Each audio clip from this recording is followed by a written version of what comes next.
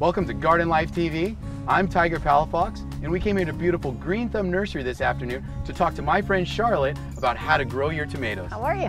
So Charlotte, tell us a little bit about your award-winning tomatoes and what you do to make them grow so successfully. Well, first you have to pick a good tomato, and a good tomato has a solid one stem stalk. You don't want to get a double stalk. You want to clip away all of the loose plants down here on the side. You don't really need those because we want to focus all the growth on the top. When we plant our tomato, we want to make sure that we open up the root mass like this so that the roots get introduced into the new soil where we're planting. And then it's always good to have a good starting fertilizer, such as this one here. I would use that. I'll start that in my soil, and then probably about a month later on, I'm going to go to something bigger, an all-purpose tomato fertilizer like this, and I'll every month use it and then water it. It's very important to fertilize your tomatoes because otherwise they just won't give you the fruit that you're looking for. You bring up a good point. A lot of people's biggest mistake is that they plant their tomatoes or vegetables, whether it be a pepper or eggplant or cucumber.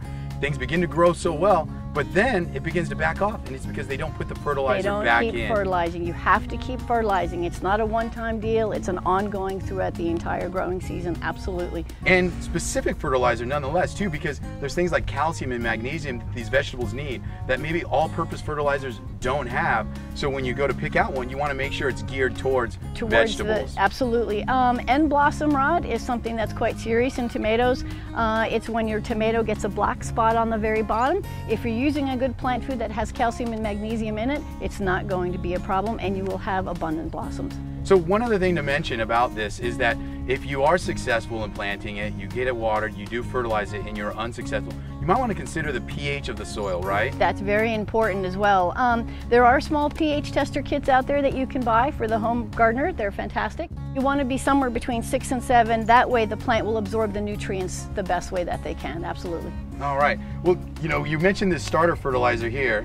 I want to show it because the thing about these organic fertilizers, people don't always realize is that they're a blend of different things. They're wonderful. Look at all that. Yep. Cottonseed meal, backguano, all kinds of wonderful stuff is in here, and people have to consider that they don't want to use a chemical fertilizer, especially on their vegetables, because eventually they're going to absorb it. It kind of kills the soil, yes, but this is actually going to provide life, right? Yep. This is going to feed your soil and therefore feed your plant and then feed you ultimately. Good job, Charlotte. All right, well, thank you all very much for watching. Hope you learned something. See you next time.